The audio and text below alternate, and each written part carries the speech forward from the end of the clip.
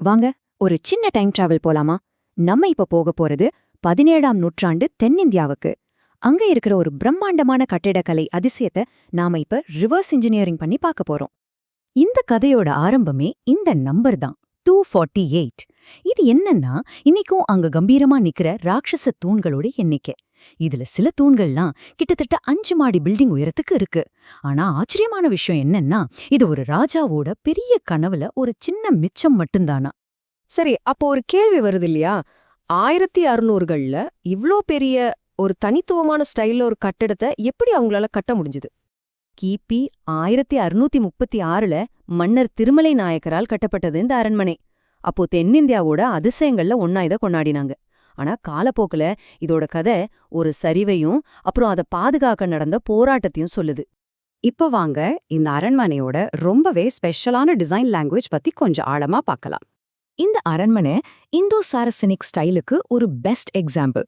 இதுல என்ன ஸ்பெஷல்னா, இது வெறும் ஒரு கட்டிடக்கலை மட்டும் கிடையாது, இது பல கலாச்சாரங்கள் ஒன்னு சேர்ற ஒரு கதை. இன்னும் சுவாரஸ்யமான விஷயம், இந்த கலைப்படைப்புக்கு ஒரு இத்தாலிய கட்டிட கலைஞர் தான் வழிகாட்டினார்னு சொல்றாங்க. இந்த ஸ்டைல்ஸோட கலவைய கொஞ்சம் பாருங்களேன், எவ்ளோ சூப்பரா இருக்கு.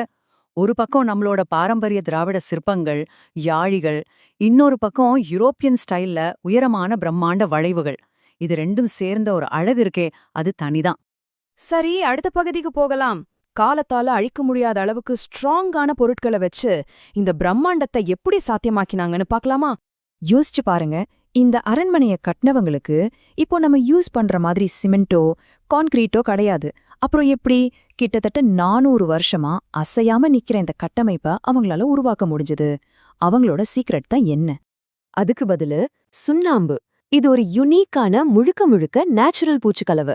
கிளிஞ்சல் சுண்ணாம்பு, வெல்லம், மூலிகைகள், முட்டையோட வெள்ளக்கரோன்னு இப்படி இயற்கையான பொருட்களை வச்சு செஞ்ச இந்த ஸ்பெஷல் மிக்சர் கண்ணாடி மாதிரி பளபளன்னு ஒரு ஃபினிஷிங்கையும் அதே சமயம் மலை மாதிரி ஒரு ஸ்ட்ராங்கான பிடிப்பையும் கொடுத்திருக்கு. இதுல பயன்படுத்தப்பட்ட பொருட்கள் ஒரு பக்கம்னா, இந்த அரண்மனையோட டிசைன்ல இருக்கு பாருங்க, அது பியூர் ஆர்கிடெக்சரல் ஜீனியஸ். உதாரணத்துக்கு ஸ்வர்க விலாசம்னு சொல்ற மெயின் ஹால எடுத்துக்கலாம். அங்க ஒரு பெரிய டோம், அதாவது குவி மாடம் இருக்கும். அதுக்கு சென்டர்ல எந்த தூணுமே சப்போர்ட்டுக்கு கிடையாது. வெறும் மூலைகள்ல இருந்து வர்ற ஆர்ச்சஸ் மட்டும்தான் அதை தாங்கி பிடிக்குது. பாக்குறதுக்கு வானத்துல மிதக்கிற மாதிரியே இருக்கும். இது ஒரு நம்ப முடியாத என்ஜினியரிங் மாவல். நடன சாலையோட டிசைன் இன்னுமே ரொம்ப கிளவர். அரச குடும்பத்தோட பிரைவசியை எப்படி ஒரு சின்ன கட்டிடக்கலை நுணுக்கத்தால பாதுகாத்தாங்கன்னு பாருங்க. மன்னருக்கு நடனம் நல்லா தெரியும், ராணிக்கு மன்னரையும் நடனத்தையும் பார்க்க முடியும். ஆனா அரசவையினருக்கு ராணி இருக்கிற இடம் தெரியாது. இப்படி ஒரு புத்திசாலித்தனமான வடிவமைப்பு. ஆனா இவ்வளவு சிறப்புகள் இருந்தாலும் இன்னைக்கு நாம பாக்குற இந்த அரண்மனை முழுமையானது கிடையாது. நாம பாக்குறது ஒரு முடிக்கப்படாத கதை தான். உண்மை என்னன்னா, இப்ப நாம பாக்குற இந்த பிரம்மாண்டம் ஒரு காலத்துல இருந்த முழு அரண்மனையில ஒரு சின்ன பகுதி மட்டும்தான். ஆமாங்க, இதுல ஒரு சோகமான விஷயம் என்னன்னா, திருமலை நாயக்கரோட பேரன் தலைநகரை திரும்பவும் திருச்சிக்கு மாத்தினப்போ இந்த அரண்மனையிலிருந்து நிறைய பகுதிகளை இடிச்சு அதுல இருந்த பொருட்களை எடுத்துட்டு போயிட்டாரு.